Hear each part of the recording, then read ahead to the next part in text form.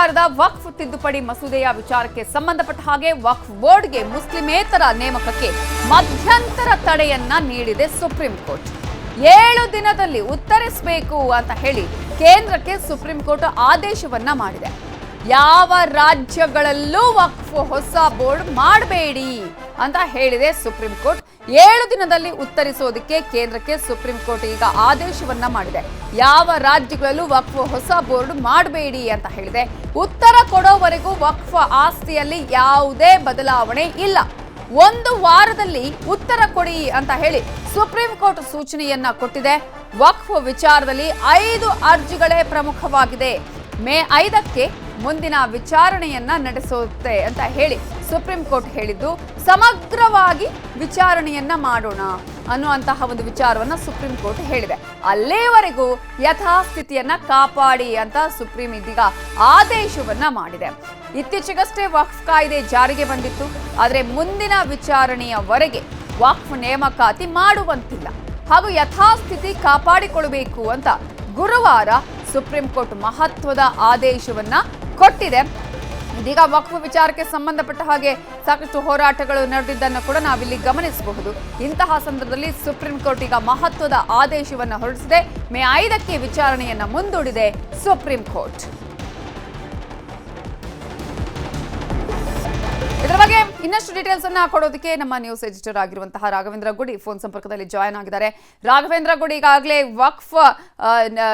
ವಕ್ಫ್ಗೆ ಸಂಬಂಧಪಟ್ಟ ಹಾಗೆ supreme court ಇದೀಗ ಮಹತ್ವದ ಆದೇಶವನ್ನು ಮಾಡಿದೆ. ಜೊತೆಗೆ ಈಗಾಗಲೇ ತಡೆಯನ್ನ ಕೂಡ ಕೊಟ್ಟಿದೆ.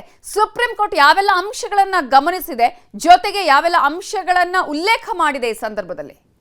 ಇವತ್ತಿನ ವಾದ ಮತ್ತು ಪ್ರತಿವಾದವನ್ನ ನಿನ್ನೆ ಇವತ್ತು ಏನ್ ನಡೀತಾ ಇತ್ತು ನಡೀತಾ ಅದನ್ನ ನಾವು ಗಮನಿಸಿದಾಗ ಇಲ್ಲಿ ಪ್ರಮುಖವಾಗಿ 2-3 ವಿಚಾರಗಳು ಸ್ಪಷ್ಟವಾಗ್ತಾ ಹೋಗ್ತವೆ. ಮೊದಲನೇದಾಗಿ ಸುಪ್ರೀಂ ಕೋರ್ಟ್ ನಿನ್ನೆ ಒಂದು ಪ್ರಶ್ನೆಯನ್ನ ಕೇಳಿತ್ತು. ಈ ಹಿಂದೂ ದೇವಸ್ಥಾನಗಳ ಬೋರ್ಡ್ ನಲ್ಲಿ ನೀವು ಮುಸ್ಲಿಮರನ್ನ ಸೇರಿಸ್ತೀರಾ ಅಂತ ಹೇಳಿ ನಿನ್ನೆ ಒಂದು ಅಬ್ಸರ್ವೇಷನ್ ಅನ್ನ ಸುಪ್ರೀಂ ಕೋರ್ಟ್ ಮಾಡಿತ್ತು. ಅದಕ್ಕೆ ಸಂಬಂಧಪಟ್ಟಾಗೆ ಸಾಕಷ್ಟು ವಿಚಾರಗಳು ಈಗ ಆಲ್ರೆಡಿ ಪ್ರಸ್ತಾಪ ಆಗಿದ್ದಾವೆ. ನಾವು ಟಿಡಿಟಿ ನೋಡ್ಬೋದು, ಅಥವಾ ಸಾಕಷ್ಟು ದೇವಸ್ಥಾನ ಮಂಡಳಿಗಳಲ್ಲಿ ಈಗ ಆಲ್ರೆಡಿ ಮುಸ್ಲಿಮ್ಸ್ ಮತ್ತೆ ಕ್ರಿಶ್ಚಿಯನ್ಸ್ ಅದರ ಸದಸ್ಯರಾಗಿದ್ದಂತ ಉದಾಹರಣೆಗಳೇನೋ ಇದಾವೆ. ಆದ್ರೆ ಇಲ್ಲಿ ಸಾಕಷ್ಟು ಆತಂಕ ವ್ಯಕ್ತವಾಗ್ತಾ ಇತ್ತು. ಸಾಕಷ್ಟು ಮುಸ್ಲಿಂ ಸಂಘಟನೆಗಳಲ್ಲಿ ವಿಪಕ್ಷ ನಾಯಕರು, ವಿಪಕ್ಷಗಳು ಕೂಡ ಸುಪ್ರೀಂ ಕೋರ್ಟ್ ನಲ್ಲಿ ಅರ್ಜಿಯನ್ನ ಸಲ್ಲಿಸಿರೋ ಕಾರಣದಿಂದಾಗಿ ಅದನ್ನ ತ್ವರಿತವಾಗಿ ವಿಚಾರಣೆಗೆ ತೆಗೆದುಕೊಂಡಿತ್ತು ಸುಪ್ರೀಂ ಕೋರ್ಟ್. ಇವತ್ತು ಕೂಡ ಹೆಚ್ಚಿನ ಮಟ್ಟದ ಒಂದು ಆದೇಶ ಅನ್ನೋದಕ್ಕಿಂತ ಹೆಚ್ಚಾಗಿ ಇಲ್ಲಿ ವಾಲಂಟರಿ ಆಗಿ ಸೆಂಟ್ರಲ್ ಗೌರ್ಮೆಂಟೇ ಕೆಲವು ನಿರ್ಧಾರಗಳನ್ನ ತೆಗೆದುಕೊಂಡಿರುವಂತದ್ದು. 5ನೇ ತಾರೀಕಿಗೆ ವಿಚಾರಣೆಯನ್ನ ಮುಂದೂಡಲಾಗಿದೆ. ಆದ್ರೂ ಈ ವಿಚಾರಣೆ ನಡೆಯುವಂತ ಸಂದರ್ಭದಲ್ಲಿ ನಾವು ನೋಟಿಫೈ ಅಥವಾ ಡಿನೋಟಿಫೈ ಮಾಡೋದಿಲ್ಲ. ಯಾವುದೇ ರೀತಿಯಾಗಿರ್ತಕ್ಕಂಥ ವಕ್ಫ್ ಯೂಸರ್ ಅಂತಕ್ಕಂಥ ಕಾನ್ಸೆಪ್ಟ್ ಏನಿದೆ, ಅಂದ್ರೆ ಬಳಕೆ ಮಾಡೋದ್ರಿಂದಲೇ ಅದು ವಕ್ಫ್ ಪ್ರಾಪರ್ಟಿ ಆಗಬಹುದು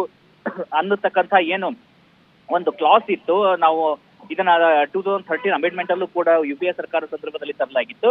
ಅದಕ್ಕೆ ಸಂಬಂಧಪಟ್ಟ ಹಾಗೆ ಯಾವುದೇ ರೀತಿಯಾಗಿರ್ತಕ್ಕಂಥ ನಿರ್ಧಾರವನ್ನ ನಾವು ತೆಗೆದುಕೊಳ್ಳೋದಿಲ್ಲ. ಹೊಸ ಆಸ್ತಿಯನ್ನ ನಾವು ಸೇರಿಸೋದು ಇಲ್ಲ, ಅಥವಾ ಆಸ್ತಿ ಇರೋದನ್ನ ನಾವು ತೆಗೆಯುವಂಥದ್ದು, ಡಿನೋಟಿಫೈ ಮಾಡುವಂಥದ್ದು, ಅಥವಾ ಯಾವ್ದಾದ್ರು ಇಮಾರತುಗಳೇನಿರ್ತವೆ, ಬಿಲ್ಡಿಂಗ್ಗಳೇನಿರ್ತವೆ ಅದನ್ನ ಕೆಡವುವಂಥದ್ದು, ಡೆಮಾಲಿಷ್ ಮಾಡುವಂಥದ್ದು, ಈ ಯಾವುದನ್ನು ನಾವು ಮಾಡೋದಿಲ್ಲ ಅಂತ ಹೇಳಿ ಸೆಂಟ್ರಲ್ ಗೌರ್ಮೆಂಟೇ ವಾಲಂಟರಿ ಆಗಿ ಸುಪ್ರೀಂ ಕೋರ್ಟ್ಗೆ ಹೇಳಿರುವಂಥದ್ದು.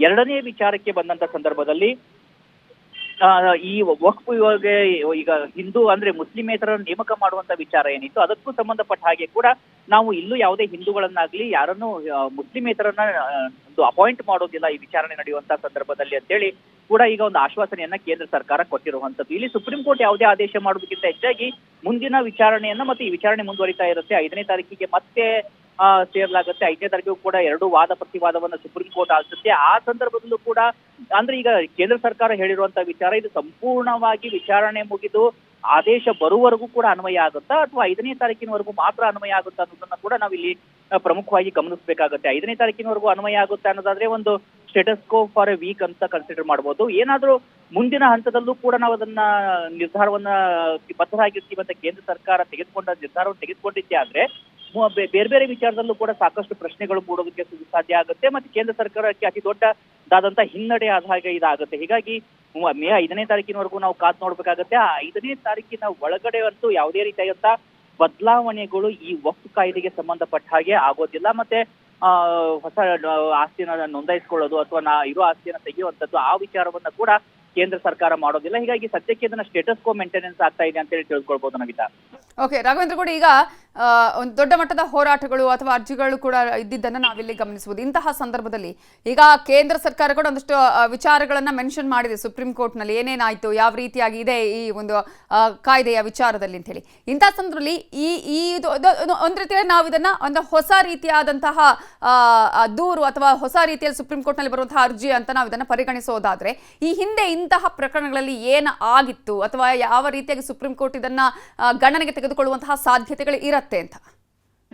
ಸುಪ್ರೀಂ ಕೋರ್ಟ್ಗೂ ಕೂಡ ಕೆಲವೊಂದಿಷ್ಟು ಚೌಕಟ್ಟಿದೆ. ಆ ಚೌಕಟ್ಟಿನ ಆಚೆ ಹೋಗಿ ಸುಪ್ರೀಂ ಕೋರ್ಟ್ ಕೂಡ ನಿರ್ಧಾರವನ್ನ ತೆಗೆದುಕೊಳ್ಳೋದಕ್ಕೆ ಸಾಧ್ಯ ಆಗುದಿಲ್ಲ. ನಾವು ಇದನ್ನ ಆರ್ಟಿಕಲ್ 370 ವಿಚಾರದಲ್ಲೂ ಕೂಡ ಗಮನಿಸ್ತಾ ಇದ್ವಿ. ಆದ್ರೆ ಈಗ ಒಂದು ಕೇಂದ್ರ ಸರ್ಕಾರ ಅಥವಾ ಒಂದು ಸಂಸತ್ತಿನಲ್ಲಿ ಜನರಿಂದ ಪ್ರತಿನಿಧಿಯಾಗಿ ಆಯ್ಕೆ ಆದಂತವ್ರು ತೆಗೆದುಕೊಳ್ಳುವಂತ ಮತ್ತು ಮಾಡುವಂತ ಕಾನೂನನ್ನ ಸರಾಸಾಗಟವಾಗಿ ಸುಪ್ರೀಂ ಕೋರ್ಟ್ ಕೂಡ ಸ್ಟೇ ಕೊಡುವಂಥದ್ದು ಅಥವಾ ಅದನ್ನ ರದ್ದು ಮಾಡುವಂಥದ್ದು ಪ್ರಕ್ರಿಯೆಗಳು ಅತ್ಯಂತ ವಿರಳವಾಗಿರ್ತಕ್ಕಂಥದ್ದು. ಮತ್ತೆ ಆ ರೀತಿಯಾದಂತ ಸುಪ್ರೀಂ ಕೋರ್ಟ್ ಹೋಗುವಂತ ಸಾಧ್ಯತೆಗಳು ಕಡಿಮೆ. ಆದ್ರೆ ಇಲ್ಲಿ ಎರಡೂ ಪಕ್ಷಗಳೇನಿದಾವೆ, ವಕ್ಫನ್ನು ಬೆಂಬಲಿಸುವಂತವರು ಮತ್ತೆ ವಿರೋಧಿಸುವಂತವರು, ಅವರ ಒಂದು ಆತಂಕ ಏನಿದೆ, ಅವರ ಸಮಸ್ಯೆಗಳೇನೋ ಅದನ್ನ ಕೂಲಂಕುಷವಾಗಿ ಪರಿಗಣಿಸಲೇಬೇಕಾಗತ್ತೆ, ಅದನ್ನ ಪರಿಶೀಲನೆಯನ್ನ ನಡೆಸಲೇಬೇಕಾಗತ್ತೆ. ಆ ವಿಚಾರಕ್ಕೆ ಸಂಬಂಧಪಟ್ಟ ಹಾಗೆ ಹೇಗೆ ನಿರ್ಧಾರವನ್ನ ತೆಗೆದುಕೊಳ್ಳುತ್ತೆ ಸುಪ್ರೀಂ ಕೋರ್ಟ್, ಅದನ್ನ ಇಲ್ಲಿ ನಾವು ಮುಖ್ಯವಾಗಿ ಗಮನಿಸಬೇಕಾಗತ್ತೆ Navitha. Okay, thank you Raghavendra Gudi ಡೀಟೇಲ್ಸ್ಗೆ.